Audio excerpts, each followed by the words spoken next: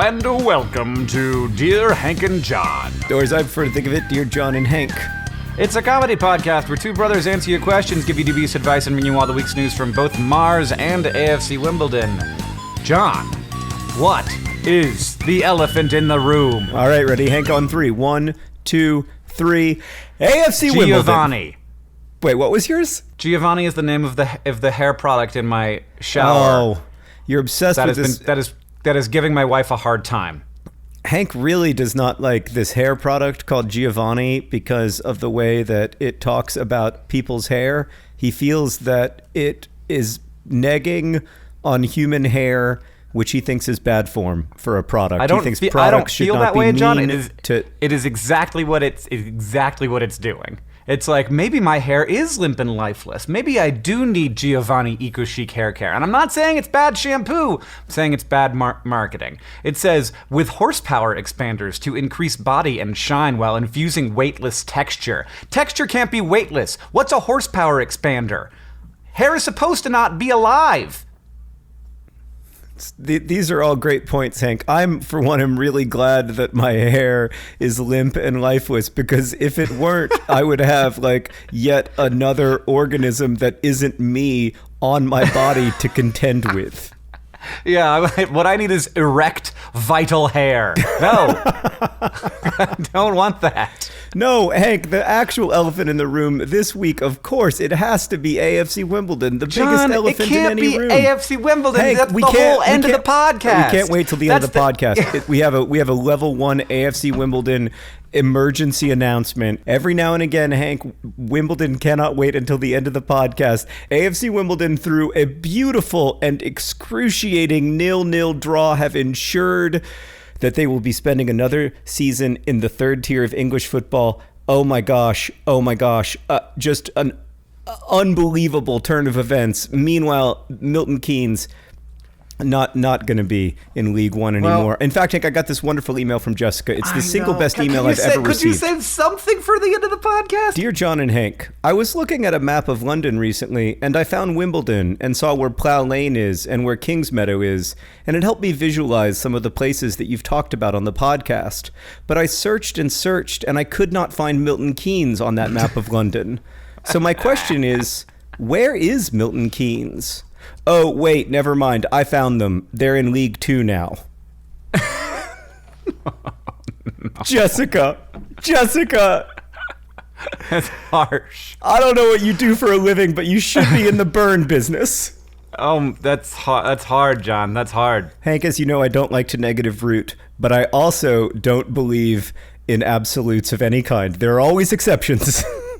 Yeah, obviously, because it seems that you negative root pretty constantly. This first question, it comes from Ari, who asks, Dear Hank and John, if the full moon happens every 28 days or every 4 weeks, why doesn't it always fall on the same day of the week? The last 2 full moons have both been visible on a Sunday, but I remember the one in January happening on a Wednesday or something. What's going on? Does the moon take days off work? Is it a ploy by the government to hypnotize us? Please help me understand my beautiful space girlfriend, feeling starry Ari. Oh my. Well, I mean, I didn't know Ari was in love with the moon, but it's helpful. I think that's going to change the way that I answer the question. Right. I'm not an expert in this, Hank, but my suspicion is that it's not exactly 28 days. Your suspicion is correct, John. Yes, it in fact is, I think, 29 and a half-ish days. It's not, of course, precisely 29 and a half. Like, the moon doesn't care how long a week is. The moon doesn't care how long a day is. The moon doesn't care. Like, that system is completely separate from the Earth-Sun system, so they are not linked together in any way, which is part of why our calendar is so messed up, because we had a lunar calendar that we were trying to go by, and we were also trying to match it with the days, when we were also trying to match that with the years, and none of those things have anything to do with each other.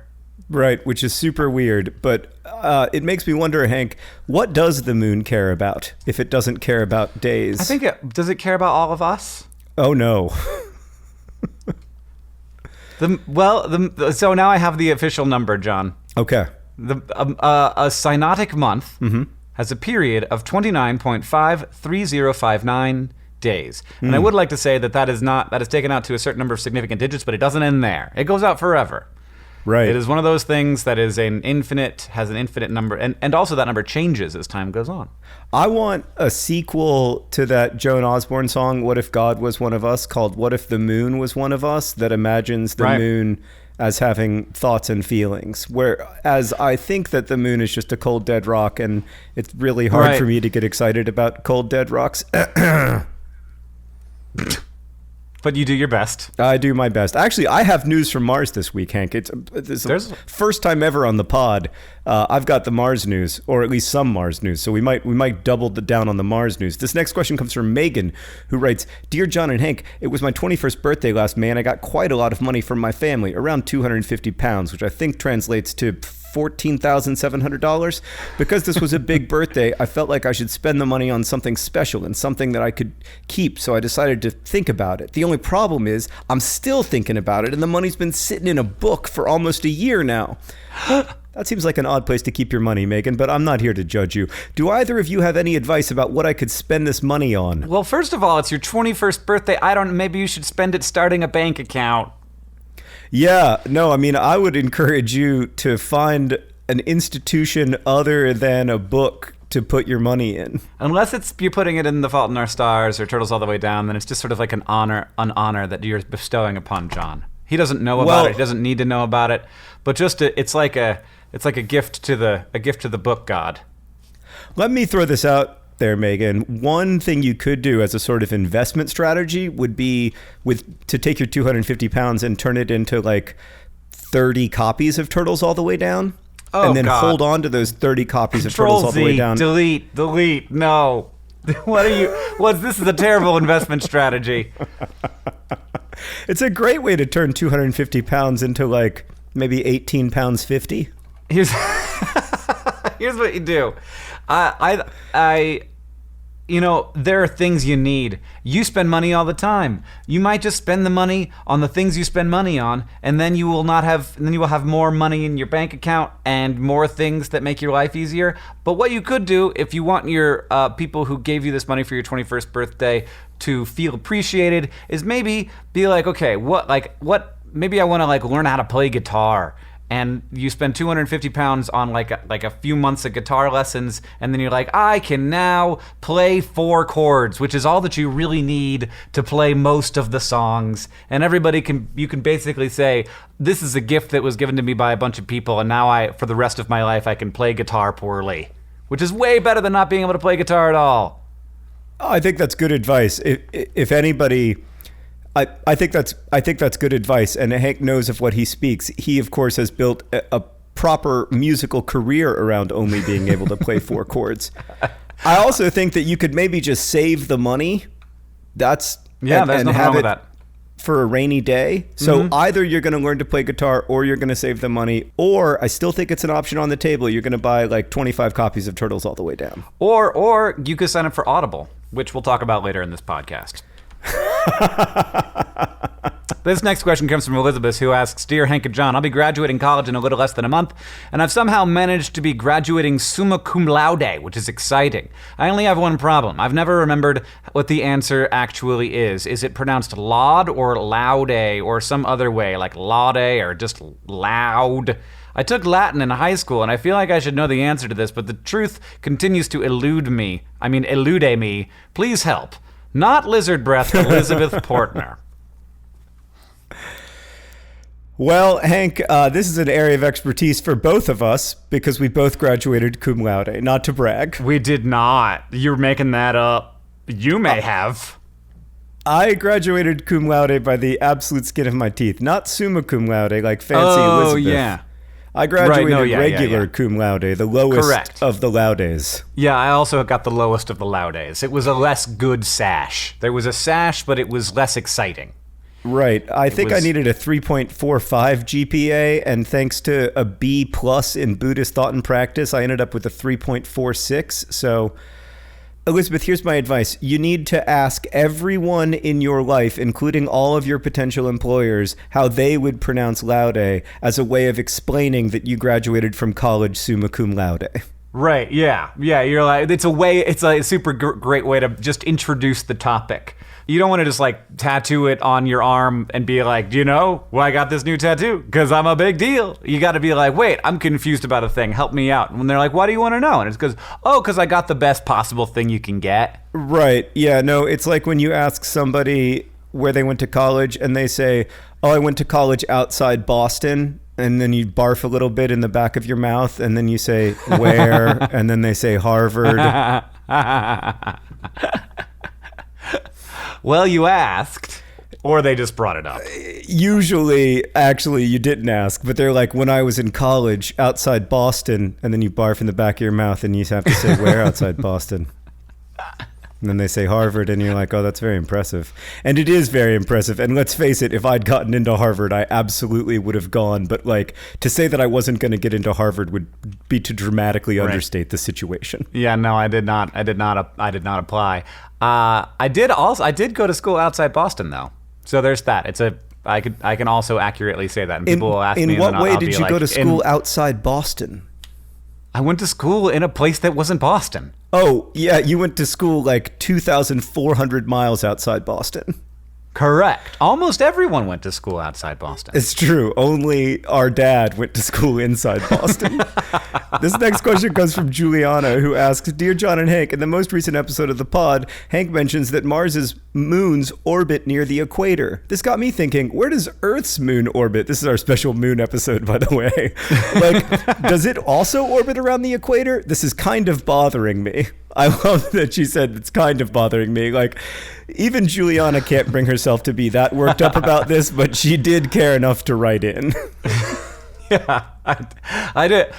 It was bothering her at the moment. It's not bothering her anymore. It's over. No, she's totally over it. It is a little bit non-equatorial. So if it were in the pure elliptic plane, we would have an eclipse every month. Oh, cool. But it's not, so we only get eclipses occasionally. So it's a little bit tilty. Hank, is there anything else I should know about the moon while we're on the topic? I mean, a lot. The moon's really cool and great, and you should like all cold, dead rocks. And maybe it does care about things. Maybe the moon is one of us. Just hopefully it won't come down to visit, because that would be the end. Yeah, no, I read a book about that, and things were very, very poor.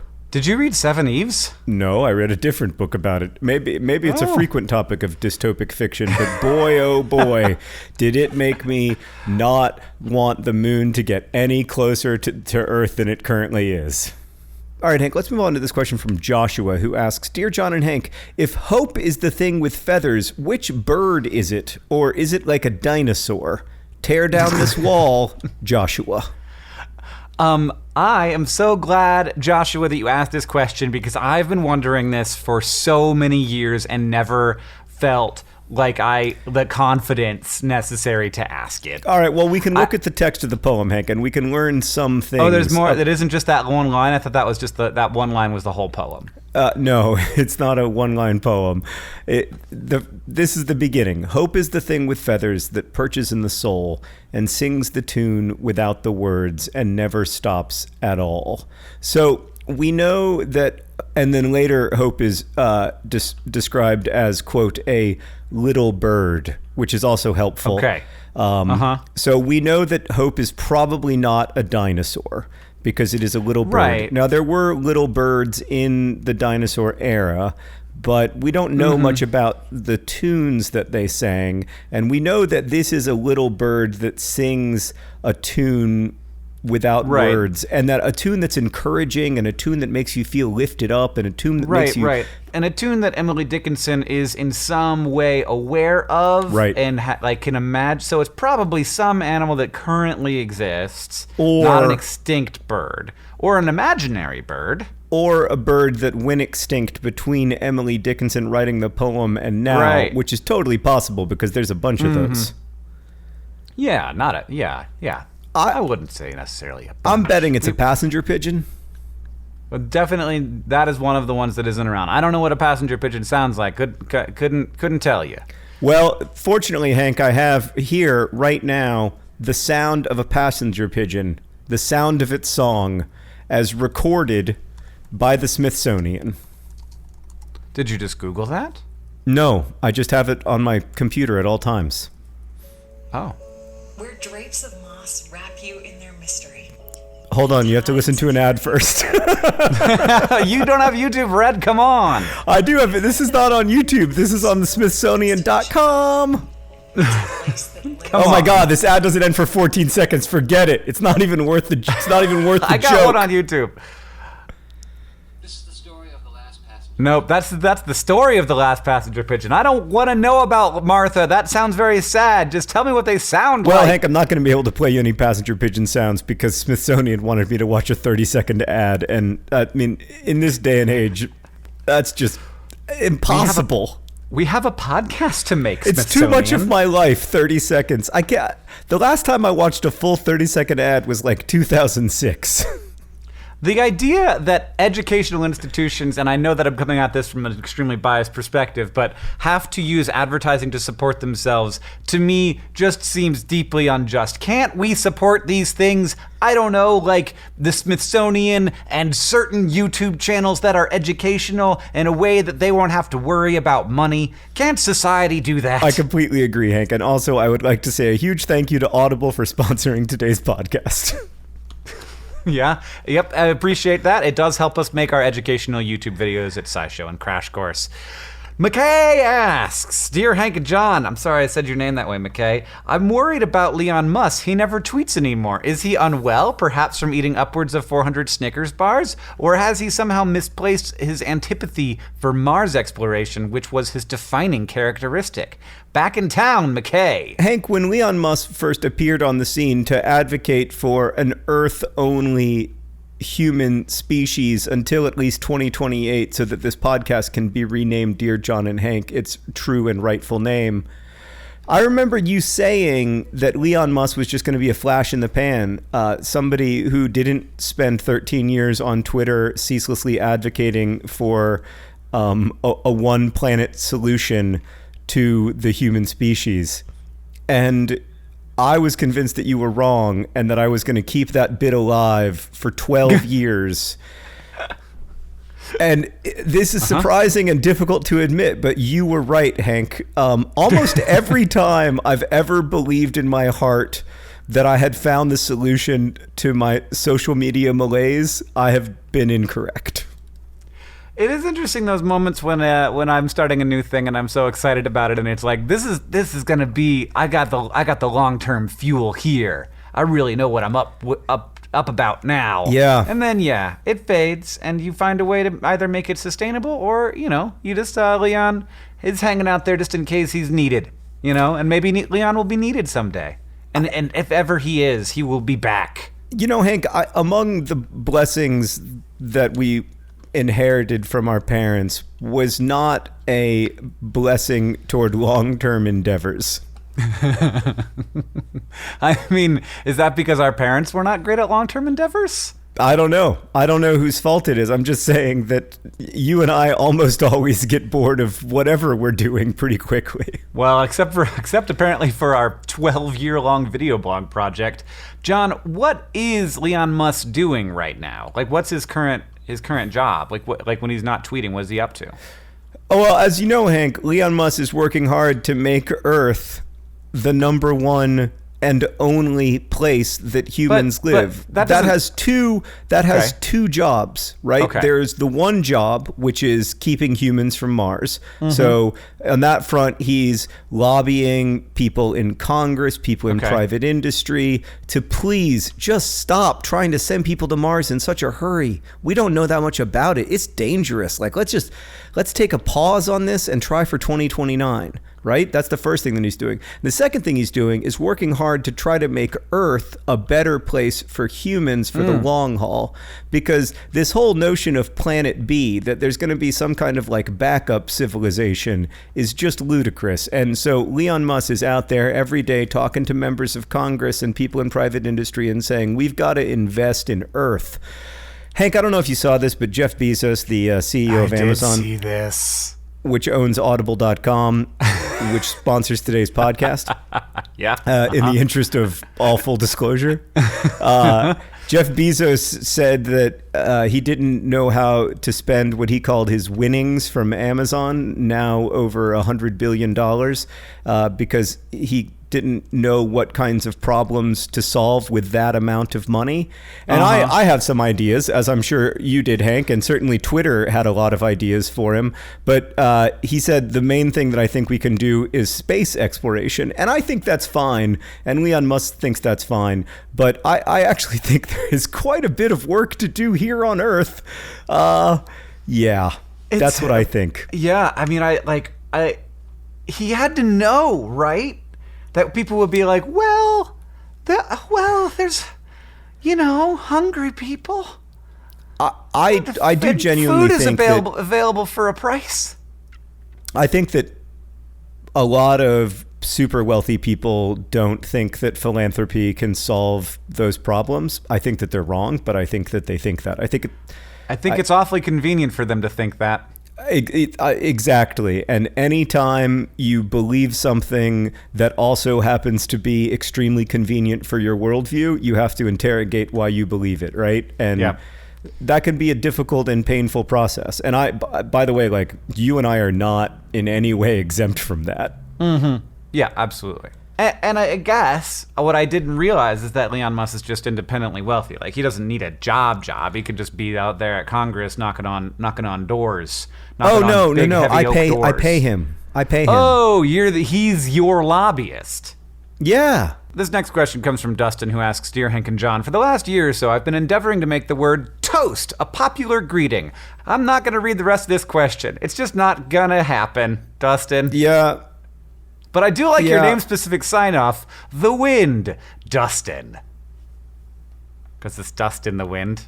Oh, that's good. That's good. Work on making your name-specific sign-off happen, Dustin. I don't think toast is going to happen because it's not an effective greeting, and also it doesn't fill a need. Like, the thing about language is it has to fill a place where we have an idea or a feeling, but there's no word that adequately describes it. Mm-hmm. Or the words that adequately describe it feel dated and incorrect or cringy or whatever. Right. But I feel like hello has aged extraordinarily well. But it's not that old. Hello is fairly new. And it's sort of like Is that true? I think so. What did people used to say in like Athenian Greece? Were they like, well met, sir?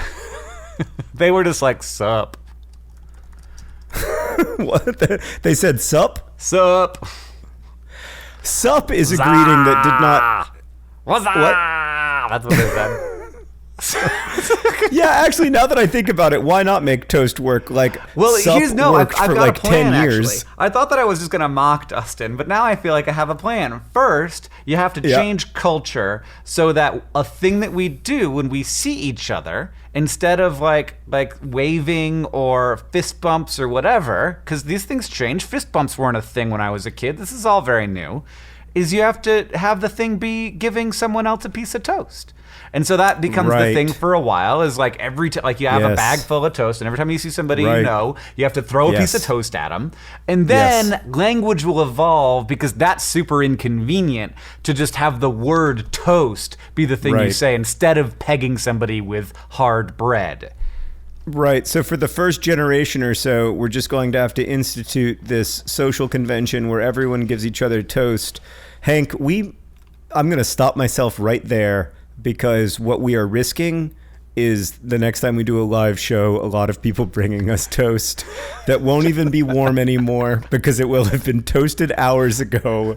And just throwing at us on stage, just hitting us with toast. Please don't do hit us not with bring toast. us toast. Please don't bring us toast. We need a different word. It's not going to be toast. We're ending it. No, Dustin, it's not toast. Instead, it's John. Go.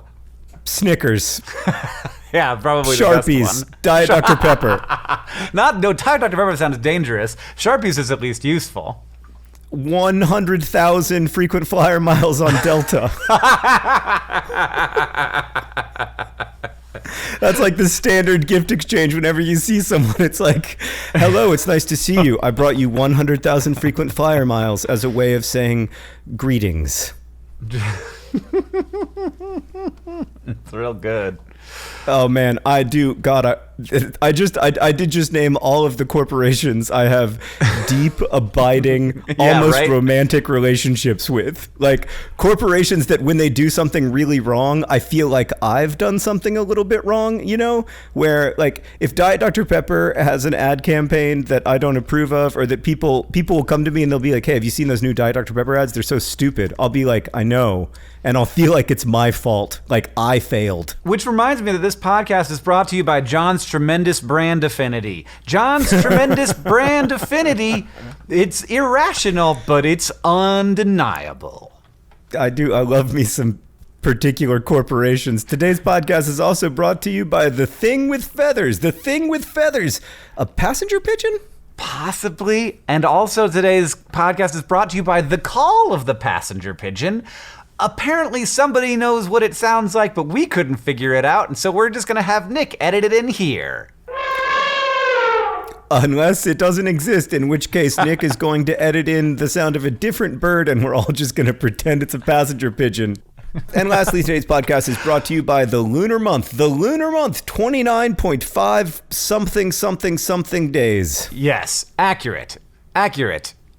And this podcast is also brought to you by our actual sponsor, as we've discussed several times during the podcast already, Audible. Audible is a place where you can get audio books and audio content and all sorts of good things for your ears. And you can sign up for Audible at audible.com/Dear Hank or text Dear Hank to 500-500. And you can start your 30-day trial and get a free audiobook, John. What are you listening to on Audible right now? For the record, you can also text Dear John to 500-500 or go to audible.com/Dear John. Lots and lots of audiobooks available on Audible, including my books, Turtles All the Way Down and The Fault in Our Stars, both narrated by Kate Rudd, who's such a brilliant narrator. Really, the book is much better when she reads it to you than if you read it to yourself. I, at the moment, am listening to Red Sparrow. Oh, Red Sparrow. A spy novel? Spy book. Yeah, what are you listening to? I'm listening to Borderline by Michelle Baker, which is a very cool, weird fantasy novel about a person with borderline personality disorder who kind of ends up being the guard of the border between the fairy realm and Los Angeles.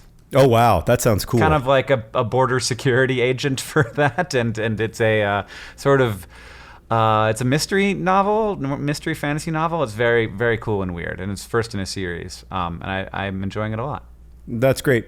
I love Audible because you can get pretty much any audiobook you want. And if you're like me and you need to spend 10 to 20 hours a week either exercising or in the garden in order to stay sane, Audible is a great thing to keep you company while you're planting your vegetables. Or in my case, planting your vegetables that then freeze because winter will never end in Indianapolis.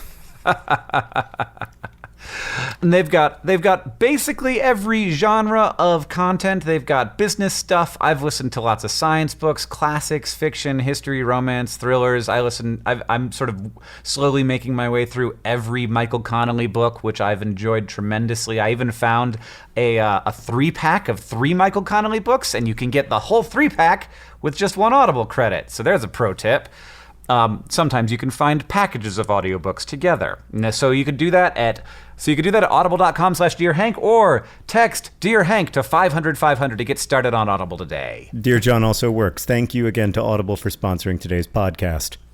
And for supporting podcasts all over the place. Hank, this next question comes from Tori, who writes, Dear John and Hank, recently I've been in pursuit of straighter teeth, and Invisalign, invisible aligners, have been aiding me. However, every 2 weeks I have to put in a new tray, and my dentist requested that I keep all the former trays. So presently I have accumulated 7 trays, and I'm starting to get worried. At the end of this pursuit, I will have acquired 23 plastic molds of my ever-changing teeth. My question is, what do I do with 23 plastic molds of my teeth? Do I string them together to make a Christmas tree garland? Do I melt them all down to form one mega teeth tray? Any dubious advice is greatly appreciated. Too many teeth trays, Tori. Yeah, art. You gotta art it. Right? I mean, that's certainly one option, Hank. I think the obvious thing to do here is the next time, Tori, you're in a romantic relationship, you give your new partner all 23 plastic molds of your former teeth on your 1-week anniversary. Okay, good. Or we could change human society so that every time you see a friend on the street, you have to throw a plastic tooth tray at them. That's a great idea, Hank. Then eventually, instead of saying hello, we'll say tooth trays.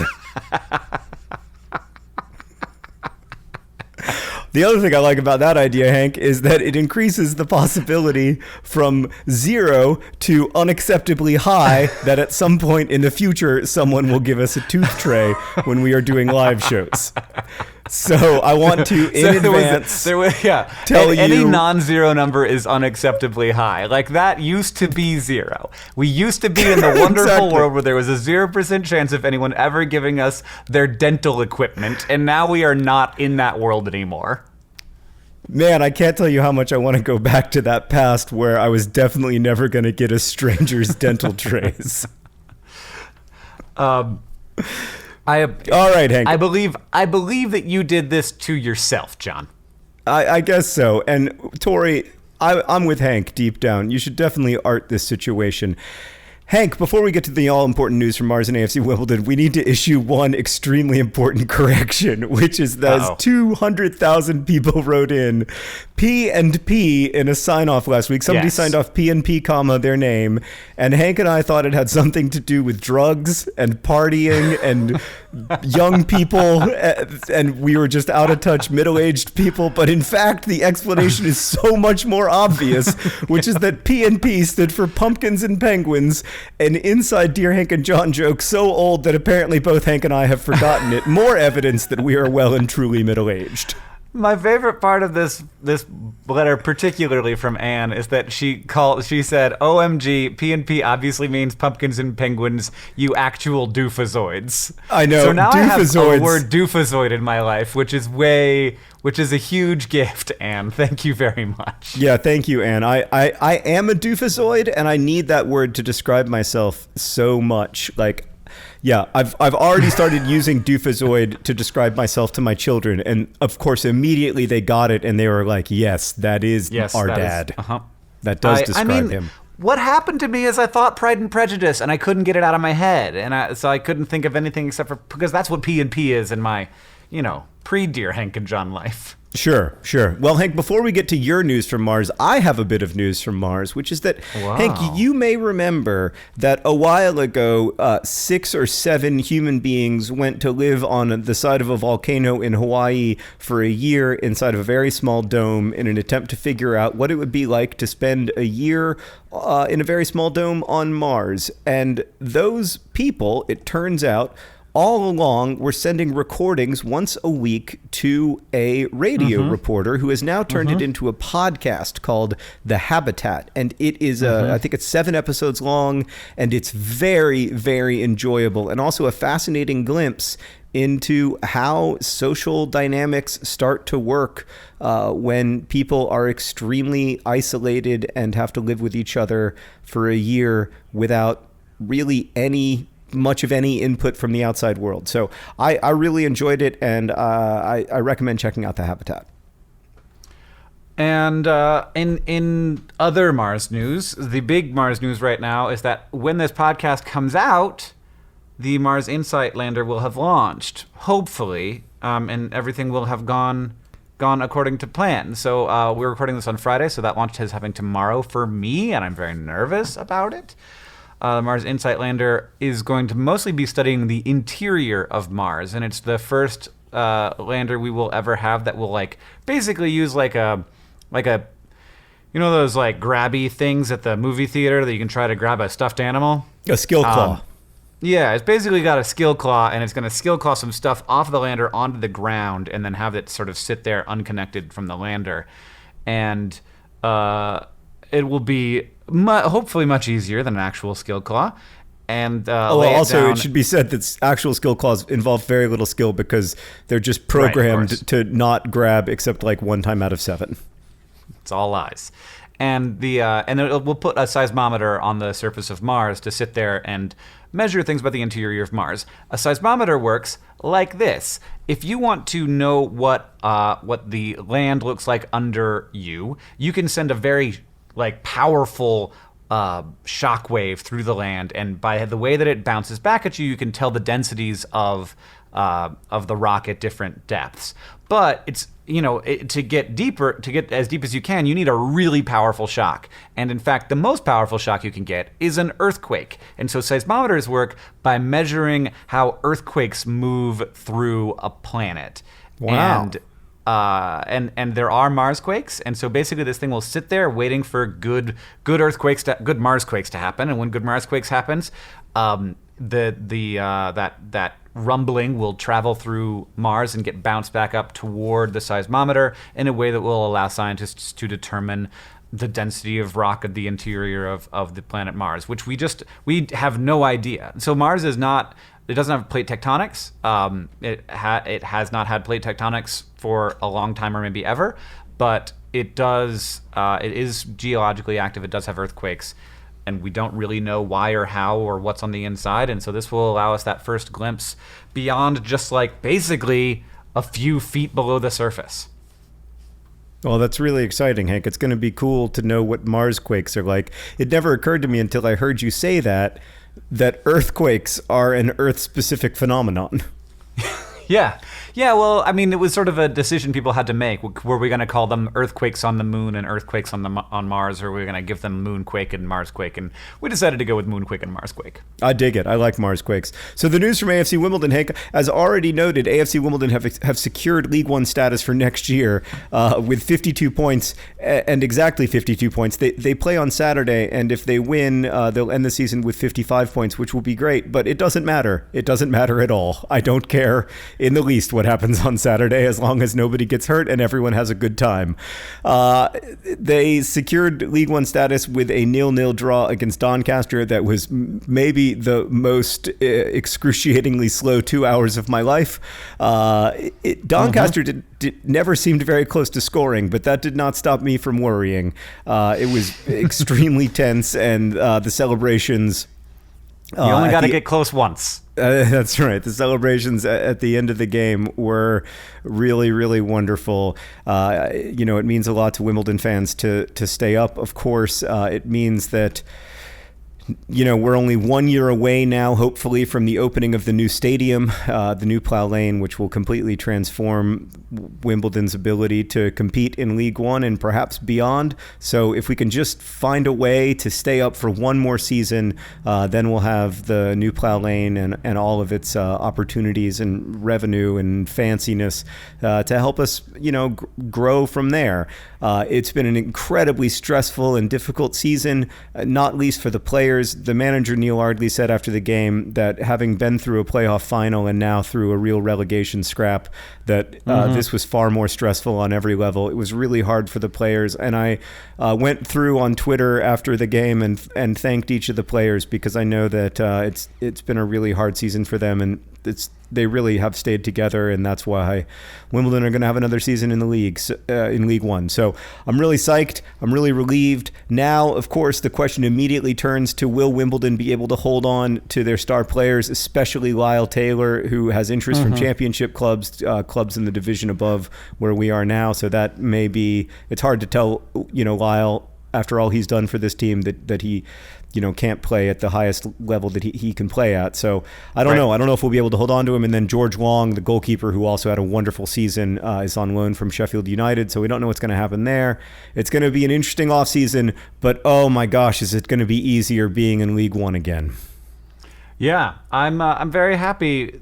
And I was very happy when it happened, and I'm looking forward to this game that doesn't matter between AFC Wimbledon and Bury or whatever, so that it could be a game where you don't have to be super nervous and terrified. I know, finally, 2 hours of football that can be enjoyed, which frankly we haven't necessarily had many times this season, so that should be good. John, and also, do they have halftime? They have halftime, yes. What do they do during? Do they have bands come out on the field and do da da da da things happening? Occasionally they'll have stuff happen at halftime, but often it's not. It's not like the middle school band from the local town comes out to.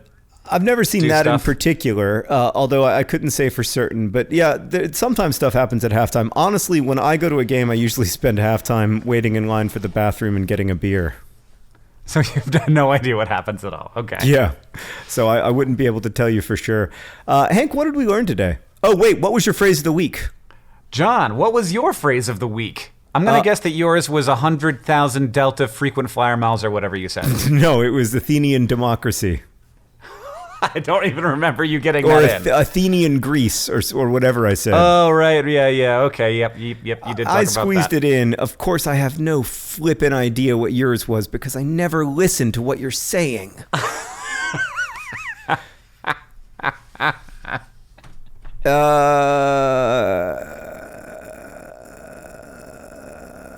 What was it? I'm not even going to guess. It was middle school band. I said it like 4 Oh seconds my God, ago. middle school band. I wasn't even listening 25 seconds ago enough to guess. Dang, why would you ask me about halftime? I mean, it's not like it's hard to figure out. God, I'm so mad at myself. I was like, oh God, the podcast is ending. Oh God, how do I get middle school band in here right now? Hank, for reasons that will become obvious probably in the next week or two, I have to go right now to be on a very important conference call. So okay, you're going to do the outro. Well, everyone except for John, thank you for listening to the podcast. And John, thank you for potting with me even though you're not there anymore. Thanks to Audible for helping us out and also for being a great service that I enjoy using. Audible.com/Dear Hank, and John can't tell you any different, or text Dear Hank to 500-500. Also, we have Snappy the Don't Snap and Text t-shirts available at dftba.com, because why not have that? They're available for pre-order for a limited time, and then they won't be available anymore, and I do hope that I someday see somebody besides me wearing one, but that's, of course, entirely up to you. This podcast is edited by Nicholas Jenkins. Our producers are Rosianne Hals-Rojas and Sheridan Gibson. Our head of community and communications is Victoria Bongiorno, and as they say in our hometown, don't forget to be awesome.